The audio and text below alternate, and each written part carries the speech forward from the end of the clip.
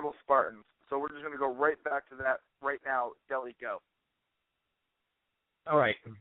So to continue on this prediction for the Rebel Spartans, I'm going to pick the Rebels due to the way they were able to drive, against an SWG defense.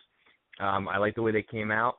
They may be a sleeper team this year, and I'm gonna choose them to win. I don't know if you guys would consider them the underdog in this game, but I'm gonna pick the Rebels to win this game.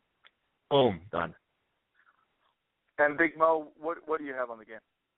I watched both the films. I saw a little bit of the Spartans, Savage game. Spartans, they got after RF1 a little bit. I believe one of them had a couple sacks on RF1 on back-to-back plays on the same series.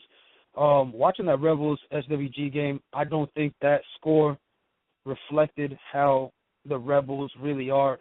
I think they kind of surprised me a little bit by the way they played. Not taking anything away from SWG. They did what SWG does. The Rebels, I picked the Rebels in this game to beat the Spartans. There you go. Now, Ryan, you were actually, and so that everyone is aware, we're actually now going to introduce the commissioner of the league, Ryan DePaul. So, Ryan, say a couple of words, say hello to the crowd, and then let's kind of go right into your Spartans-Rebels prediction, knowing that you were the only person to watch every single minute of every single game last week. Poor kid. Well, thanks for having me on the show. Yeah, poor kid. There's definitely a lot of bright spots from the Rebels. They don't really have a speed back, but they got some power that they can threaten up the middle with. They got them quick little screen passes that they run. And they got some guys that come up and tackle on defense. I mean, having them come up and hit P-Gunna and, Matty Ice time after time, you see a lot of teams just bouncing off those guys. But the Rebels actually came up and one-on-one tackled those guys. So I definitely think they're going to beat the Spartans. I think the Spartans have some issues at quarterback still. Not to take anything away from the kid that was there last week. I mean, he's an athlete. Is he a quarterback? I'm not sure. So I'd go with the Rebels. And I got to agree with all of you. I mean, I know I said it earlier, and, of course, I commented on it. The Spartans, they completed 3 passes last week. They had 5 different quarterbacks. Now, I know it's not easy to move the ball against the Savage defense, but in the end, the Spartans are going to need to come up with some sort of offensive scheme if they plan on winning any games this year. This is probably one of the only years that I've seen or I've read about or watched in terms of highlights where literally every game on every schedule could be a toss-up. And that is just how tough it's going to be moving forward. And if the Spartans plan on keeping a team and staying who they are, they're going to need to find a quarterback, and they're going to need to find some playmakers. Rich Augusto always talks about his high school championships. That means they've got to have some sort of talent out there in Middlesex. They've got to find something, because if they don't, they're not going to have anything. So with that said, we go right into our 4 o'clock game. This is probably going to be one of the hardest hitting games we will ever see or ever be able to witness, with the Wrecking Crew versus the Chiefs. Big Mo, I know I'm going to have you talk about this in a little bit, but I want the commish to go in and give his thoughts with the returning Wrecking Crew and the new look Chiefs. Well, you know how much I was waiting for the Wrecking Crew to come back, man. I love them guys. And on the defensive side of the ball, I mean, they look, maybe number 1, number 2. They got so many athletes in the secondary. They got an amazing player at quarterback. They've played before these two teams with similar personnel in the playoffs. I think it was 2010 down in Trenton, and they beat the Chiefs by, I think, 2 touchdowns. So I'm going with the Wrecking Crew in this. The Chiefs said that they added some speed and whatnot. I didn't really see it. I know they're going to, be busting my balls on Sunday about saying that, but I didn't see what they added speed-wise. I think that Wrecking Crew defense is too much for them. I think they're going to win. Okay. And Deli, what are your thoughts about this high-powered game? Dude, honestly, if I had to pick a team between the two, I'm going to pick the Chiefs. A, because I said I was going to, and I don't go back on my word for anybody on earth. And B, I'm only picking them because as great as the Crew looked, playing against Zone 6, I feel as though they could have done a couple things better in decision-making. And I have a feeling that if it comes down to decision-making, the Chiefs will capitalize on that. And I would love to see that happen because that means that it's a last-second game that is decided within the last seconds. And I'm going to pick the Chiefs to win in a very, very close battle. And maybe the crew can make me eat my words, 2 weeks in a row. But I'm going to state it now. I never said they were going to get blown out or anything like that, and I'm taking nothing away from them. I consider McQueen one of the best quarterbacks to ever play in this league. And if he gets his tempo going, and if the Chiefs do not spy him, he can blank them early as can be. He's not the only player on their team. That's not what I'm trying to say. He is their signal caller. He is their general. He can change the game. He can make this game what it is. But I have a feeling the Chiefs will edge them out, period. And I think the biggest... I was going to add one quick thing that I'll say about these two teams. The Chiefs are going to stay cool and collected the whole game. If the Chiefs get under the Wrecking Crew skin, that Wrecking Crew sideline, I wouldn't put it past them to start turning on each other, falling apart, stuff like that. They definitely, there's definitely a lot of arguing I saw going on that sideline. If the tables turn at any point in that game, that could definitely favor the Chiefs. The Chiefs, on the other hand, they stay cool the whole game. I mean, they could be down, they still play hard, they still play their football, and Drew keeps that sideline in check. So that definitely could be a big factor. So we'll see. I think the Wrecking Crew's got the talent, but if they get down, it could be, definitely. I could see that game going either way. Actually, very hard game to pick. And I think that the biggest thing that people are missing is the rule change that McQueen and other quarterbacks have been taking advantage of for the last couple of years. And that's the 7-yard back rule. I mean, Ryan, you came out earlier this week and you said quarterbacks can only be 5 yards back. And I know there was talk specifically from that Wrecking Crew side that was like, oh, it doesn't matter. It actually, helps the defense. No, it doesn't. And I think we all know that. When a guy as athletic as McQueen has 7 yards to understand where the defense is coming from, either step up into the pocket or bounce to the outside, he's got that. The other thing that people were talking about was it takes away from the short pass game. When you have an arm like McQueen's, short pass game doesn't matter. It just that's not going to matter being 7 yards back, and it's not going to make that an advantage for the defense. If anything, moving and forcing McQueen up 2 yards is going to be a huge difference. Big Mo's on the call. He's going to give his ideas and thoughts very soon. But Big Mo is going to be a huge, huge piece to the Chiefs' defense this week. He's going to clog up that middle. He's going to take away those lanes from McQueen. And if the Wrecking Crew continue to have issues blocking up front, and it wasn't huge issues, it wasn't every play, but there was plenty of times where McQueen was running for his own life and had to move away and move out of the pocket and do his thing last Sunday. If that continues to happen against a team that is known for wrapping up and slamming you to the ground, the Chiefs, it's not going to be good for the Crew. Now, as much as I want to pick the Chiefs, and I really, really do, and Mo, I've got nothing but respect for you, and I really, really was impressed with what you guys have offensively and defensively. I really think this game is going to come to the last possible second. And in the end, it's going to be McQueen and the Crew that are going to pull this one out, and it's going to be based solely on experience. I can't tell you what the score will be. It could be 7-6. It could be 28-27. Who knows? Both defenses are going to play ball. Both offenses are going to play ball. And it's going to come down to that last second, whether it's the Chiefs or it's the Crew. Whoever has that ball when the clock strikes 0 is going to be the one who is scoring that last touchdown.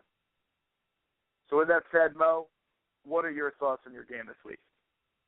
First off, I'm going to say I'm on this call with you, and I'm not going to get butthurt about what you say or anybody else say because I know we dictate our own outcome of the game. So, it doesn't faze me. You're making your predictions. I respect it. Do what you got to do. We're just going to have to prove you wrong. I said it last week. I'm never going to pick my team to lose, no matter what team I'm at. I had an interview before our game, and I said it on the call. I'm never going to pick my team to lose. I always got confidence. Chiefs win this game we know what we're going up against, man. You know, that Crew defense looked serious. That offense, it was okay last week, but they can erupt at any time. You got A-Star. You got Plainfield in the backfield. You got Tyree McQueen. You got Ski. You got Kit. They just got playmakers all over. We know what we're up against. We're going to come to ball. It's going to be physical. We're going to come to hit. I'm sure they're going to do the same thing. I don't know what it is that people got against some other people. It is what it is. We're coming to play ball. Expect some fireworks. Expect a chippy game. Chiefs win. So the next game that we have to talk about has got two players on the call currently. It's the Bombers versus BIC in the 6 o'clock matchup. And the last time we saw BIC play a team as powerful and as strong as the Bombers was last year or last fall when we saw them get absolutely dismantled by the Savage. And I know that that's a sour taste and all that, but they had Verges in that game. They had Jay Rolla in that game. And I can't remember if they had Troy or not, but regardless, they had two of their biggest playmakers offensively playing against the Savage, and they couldn't do anything. If it wasn't for a crazy play at the end of the game, actually Troy was there because he made the play. If it wasn't for a crazy play by Troy at the end of that game, it would have been a mercy rule by the Savage. They go into this game without having Jay Rolla, without having Verges, that we know of at this present moment. Who knows if Troy is going to be there?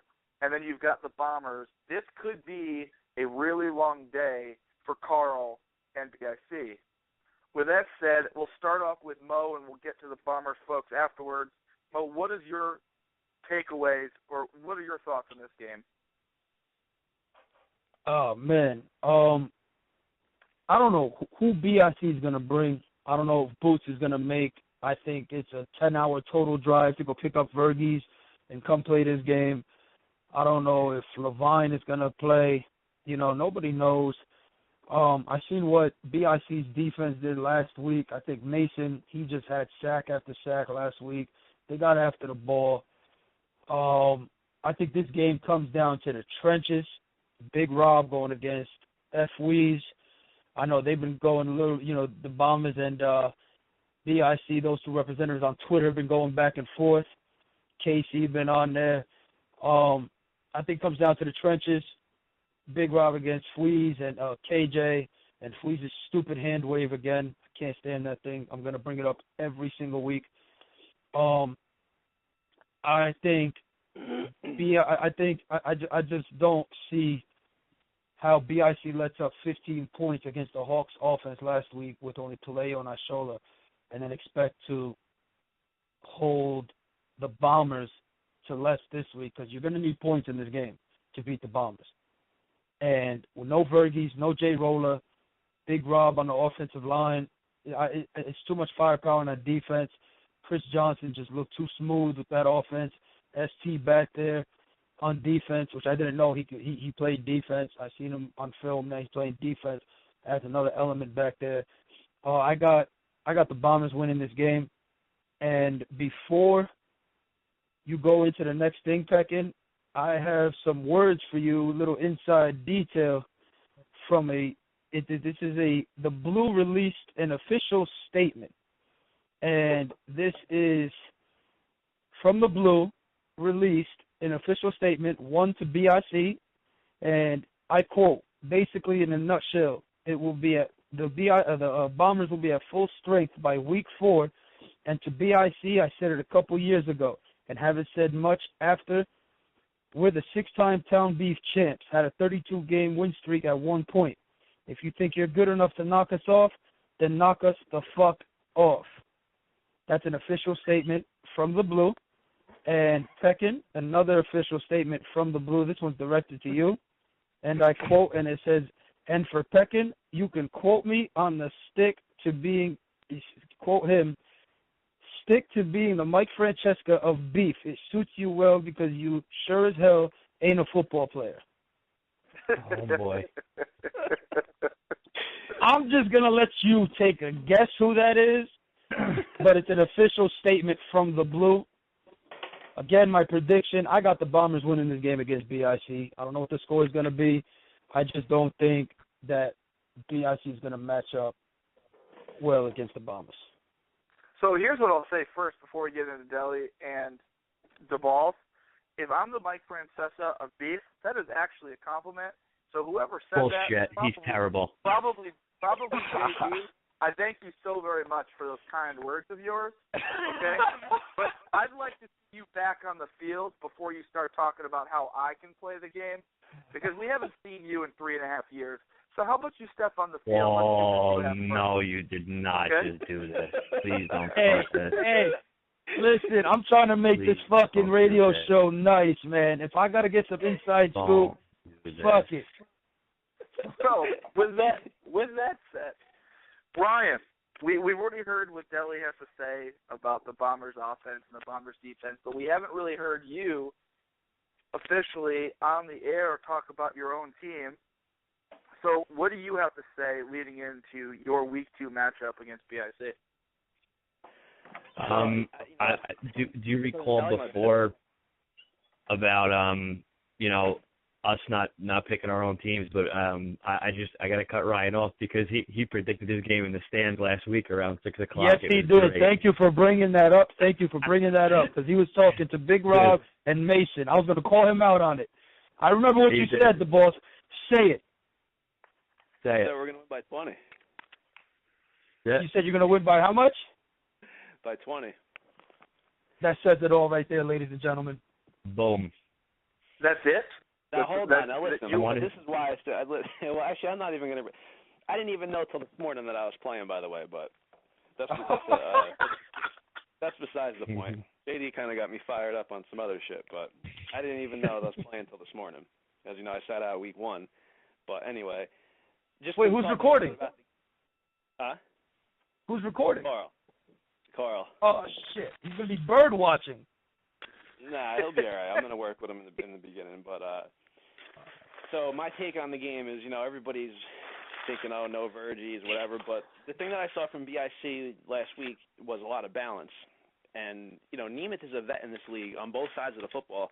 It's not going to be so easy for us to throw the ball downfield. He's definitely going to have that defense primed and ready. He's got the coverage he wants. That's why Paleo was struggling the whole game and getting sacked. They got that kid Obi, number 21, who is an amazing player on defense.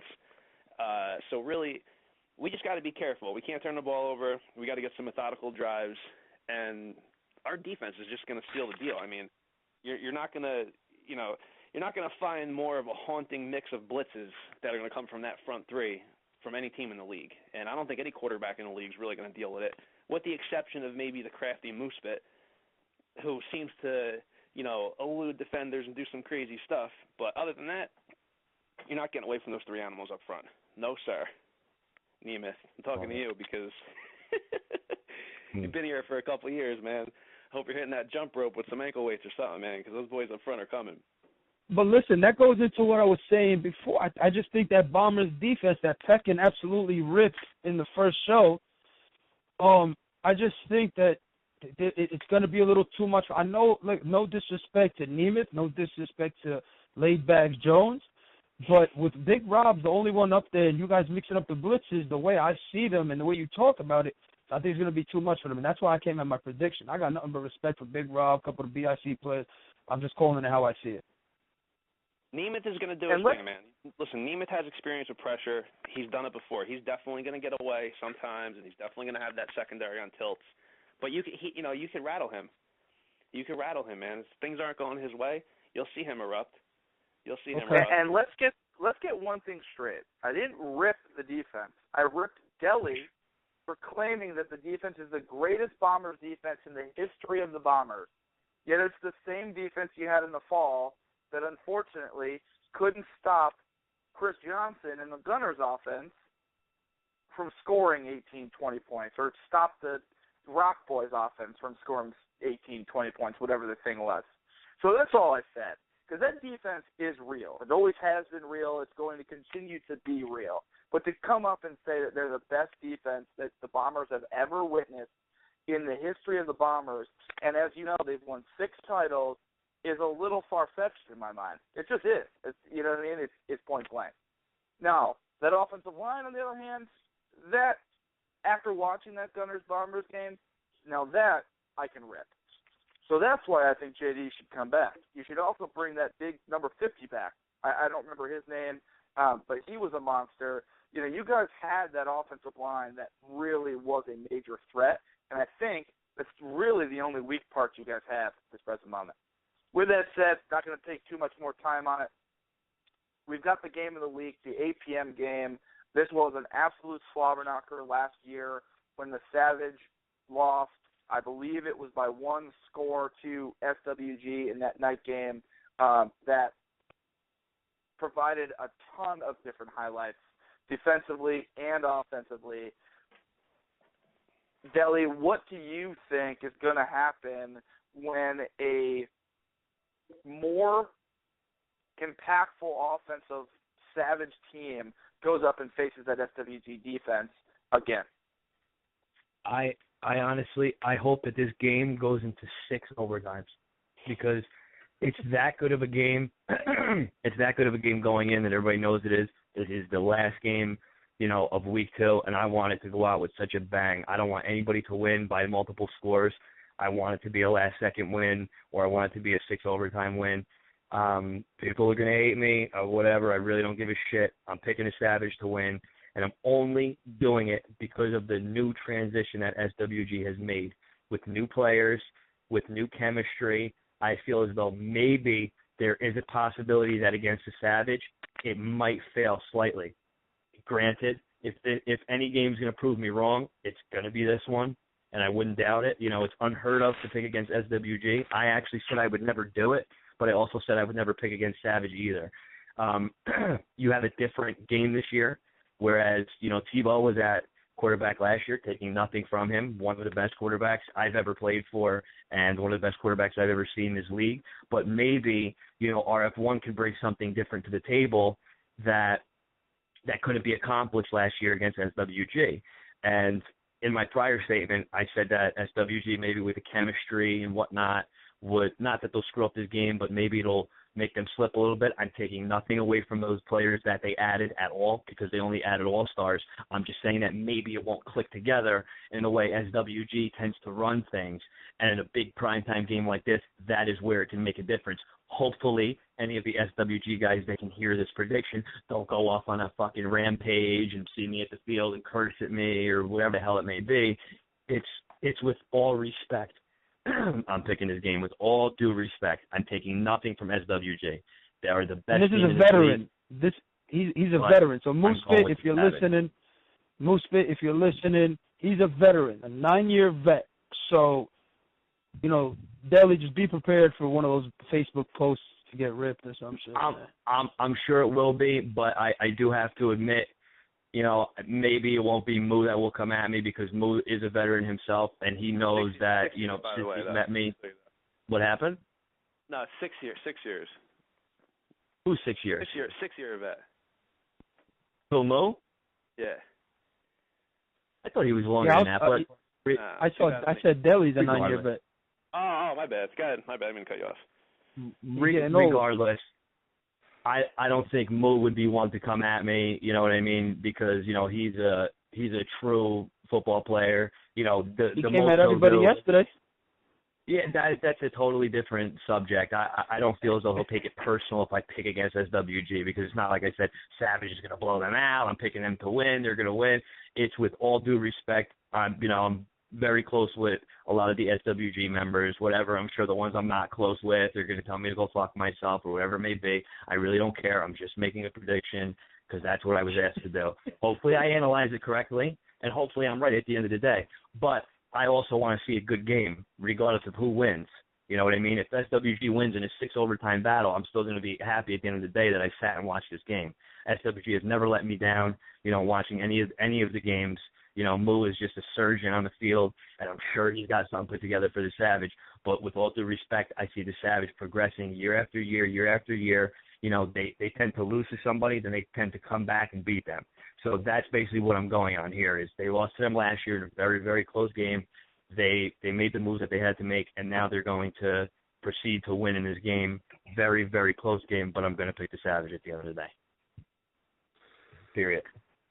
So, Ryan, I know we've been talking about some vets, and you've been, of course, you're the creator. You've been in this league longer than anyone, of course. But not only have you been in this league longer than anyone, because you've started this, you've also had the most battles with both of these teams and the players that are on them. I mean, history shows you've battled SEB, and a lot of the Savage players came from SEB, including Deli, who started the whole thing. You know, you also have had some really monumentous battles with SWG. So going into a game like this, what is it that you're looking for, not only as a fan or as the commissioner of the league, but as a fan and as a spectator? What are your thoughts in this week 8 p.m. matchup? Savage got to get over the hump, man. And they know it. That's the thing. I mean, they haven't beat SWG. They're primed and ready to go. You know, like Deli said, SWG's got some new pickups, and you know they're still meshing with these guys and whatnot. So if they're going to catch them at a vulnerable point, it's right now in week 2. I think RF1 looked real good last week. Forget about who he was throwing against. Just his form, just his technique. You could tell, you know, he spent a year wherever he was in school and got coached up, and he looks poised and ready to go. And I'm not sure if he's ever played SWG. I could be wrong about that, but I'm not sure if they've ever faced SWG with RF1 at QB. And if they get over that hump and they get over that aura that Moose Spit carries with him, you know, that you just know he's going to pull something out of his ass last minute no matter what, they just got to bury him. You know, if they're up 2, it doesn't matter. I've been up 2 on SWG. I've been up 3 on SWG and lost a game. They got to just bury him. They can do it. They just got to believe they can do it. And, you know, we'll see. You know what SWG is going to do. They're going to come out. They're going to try to pound the ball. They got 2 really good receivers. I mean, it's going to be a good matchup, but you're going to have to see if Savage has the talent in the secondary to deal with Chick and Harris. It's going to be interesting. It's going to be interesting. I really can't predict. It's hard for me to predict. But at this point, what, you want me to call a game? I really can't, man. It's hard to bet again. Believe me. You have to. Like Come on, Ryan. The ball. You don't remember what you said before filming the 8 p.m. game last week? Nah, I forgot. Remind me. Don't remind you. You sure? About what game? SWG Savage. You said it last week. I don't know if Deli and Peck can remember. I said it. You can tell me. What? I don't remember, but go ahead and you can remind me. I don't You either. said SWG by 2. Did he really? I don't recall that at all. Ryan, listen to me. You have to pick this game. I think I do remember that. I think I do remember saying that. You definitely have to pick this game because, listen, I don't want to either, dude. Yeah, no. I don't really care. Listen, I can care less. No, listen, absolutely. Go. I just want to hear from the commissioner. Listen, it's my first year in the league. I'm thinking to myself now what my thought process is. I must have been watching them or thinking about it or have seen Savage that day, and they absolutely can win by 2. They absolutely can definitely win by 2. If they have Chick and Harris 100%. There, yeah, there's nobody in that secondary that's going to mess with them. Nobody. Those guys are going to run past anybody in the Savage secondary. But who are you picking? I think RF1 gives them the best shot. I'm going to stay with my pick then. I'm going to stay with SWG. Nice. Okay. I respect that. I'm going to stay with my pick. So, Big Mo, I know that you face both these teams later on in the year, and I know that there's certainly going to be massive battles in their own right. But this particular game is a huge one to watch. What is it that you think can happen on either side of the ball? All right. As I brought up before, this is my first year in the league. I saw SWG win it last year. I didn't know that half of that team was the Bombers or the couple players, whatever it was, were the Bombers. It was my first year. I thought those were SWG, and I was like, holy shit, what did I get myself into with them? But when they split apart and the old Bombers went back, and as I learned, Savage, their defense is solid. The ball's brought it up. Their corners, I don't know how they're going to, I'm expecting Chick to be there. Derek Harris is going to be there. You got Sullivano at tight end. You got Pete Gunner, Tote Cheese. The SWG's offense is what I'm expecting to be full force. That offensive line is going to give Savage's defensive front a battle. But then on the other side, Savage RF1 looking pretty good. You got Q. You got the other guy, I forget his name, the guy from the Rock Boys, he's a solid receiver as well. I don't know what's his name? DMR. Okay, yeah, him. I don't know who, I know that dude played a little corner. It's my first time seeing him play corner. I don't know how he's going to fare against that receiver that you were talking about, and Q Bell. Now you add Denzel to the mix. Up front for SWG, I think they could take advantage a little bit of the Savage offensive line. You got Old School out there, got a couple other vets. I'm picking Savage in this game. I just think Deli brought it up earlier. The transition, Savage is full force, ready to go. They sound determined. They sound pissed. They're posting memes and pictures. They can't wait to go. I'm picking Savage in this game. And I'm going to be with Ryan on this one. I mean, the Savage know that I'm really close with Prince and a bunch of the guys over there. But in the end, the SWG is SWG. Their resume speaks for themselves. They've got pure skills, MVP quarterback that can play corner. They have a quick they have a quick nominee in Chick. The guy catches literally everything that is ever thrown to him. They've got 4 quarterbacks. DMar, although he's a wide receiver, is a college quarterback. Savage, sorry. They've got pure skills, and they've got Moose Spit at quarterback that can play. They've got 3 running backs in Matty Ice and P. Gunna and Aiden Zero. Okay? They have Derek Harris now coming up with Chick. They have that dude who can also play the position. Pure skills can play the position. But the one thing that no one seems to be talking about is Granberry. The dude is just an all-around athlete for that team. He can play wide receiver. He can play cornerback. Pure skills can play cornerback as well. So SWG doesn't need that dude to play defense. You put Granberry and pure skills out there at corner, and it's going to be a tough day for RF1. The last time we saw RF1 in the Savage offense play a solid defense was in the championship game. And yes, there was a bunch of snow in there, but when there wasn't snow, the game was even worse offensively for the Savage because they didn't score, right? If SWG brings the powerhouse deep players that they have been known to have, and you add those guys with those swag guys that came along, I think this is going to be a long day for the Savage, and Savage are talented from every spot, but so is FWG. And I think Moo is going to bring this one, and he's going to bring his team together, and the chemistry is going to be there. Only time will tell if that chemistry will actually last. But in this week 2, I think everyone knows the importance of this game so early on, and they need that victory to stay SWG. And I think they're going to do it.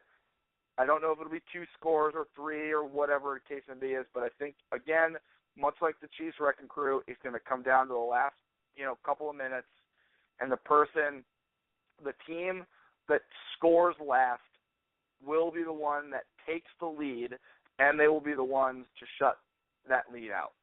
And so I've got SWG in this one just based on pure athleticism, and I know that Savage has got the same thing, but in the end, that Savage offensive line can crumble a little bit when they get too much pressure. You've seen it from every game that they've ever played in. They can crumble, and if they do in this game, it's going to be a lot bigger of a game. It's going to be a lot longer of a night for the Savage offense. With that said, that is it for tonight's show. I want to thank Big Mo. Whoa. Before we get off, man, one thing I just want to bring up. I know Deli wanted to say it. Deli, I know you know what I'm talking about with the balls cleaning up. Yes, sir. I will take full control on this. I must say that I'm very, very fucking pissed off and I'm holding every single person responsible. I don't care if you cleaned up 100 bottles last week or if you cleaned up 1 bottle last week. The absolute last thing that should be happening every Sunday is our commissioner picking up garbage after he's been out there filming, making sure everything is on the up and up for this league for 12 hours, 14 hours. He's got a kid at home, and he's cleaning up garbage after these grown-ass men, which, by the way, I put in the quotes, when you do the quotes with your fingers, the grown-ass men, I'm pretty sure grown-ass men clean up after themselves. And I actually said to Ryan at the field last week, I said, leave it. So then when we get kicked off of the field, they have only but themselves to blame, because apparently that's what we need to do, because it's been happening. It's been like this. It's not like this is the first time this has happened. But you would think everybody's crying for a field. We finally get this field, and no respect. Zero respect to the commissioner for not cleaning up garbage on your sideline. I don't give a fuck if you get to the game and you're like, oh, that's the team from that just played before us leaving that garbage. You're just as wrong for not picking it up. Say something to somebody. Help out. It's not just a one-person league when it comes to the fucking garbage cleaning. But it seems like there's so many people on the fucking website that want to talk shit to each other and do all this shit. Well, how about these people step in and clean up? Help clean up. Everybody's leaving the field waving. Ryan's got a snow shovel with bottles in it. Are you kidding me? That's so fucking disrespectful. It just pisses me the fuck off. It's a shame. It really is a shame. I got contractor bags. I'll put them, I'll hang them on the sideline or whatever. So, yeah, I appreciate it, man. They should be penalized. Everybody can help out. They absolutely should be penalized. You should have the referees after each game look at the sideline, not let anybody leave until it's clean. Or during the game, if they see a bunch of garbage on the sideline, they stop the fucking game, threaten to flag them, and then maybe people will learn. It's going to be that, or it's going to be we're going to get kicked off the field. You can't clean up every friggin' bottle yourself, man.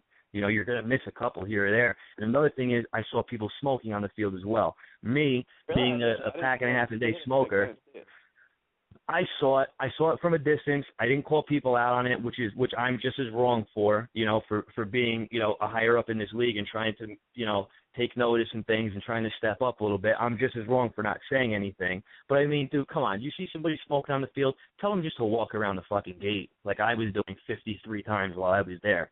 Like, it's simple. It's those little things. That's all it is. Those little things. It's like everybody just wants to come play their game and leave with no extra, but then they want to go on Facebook for 14 hours and complain and bitch about, who called them a name. Clean up the fucking garbage, guys. Don't smoke on the field, guys. It's simple shit.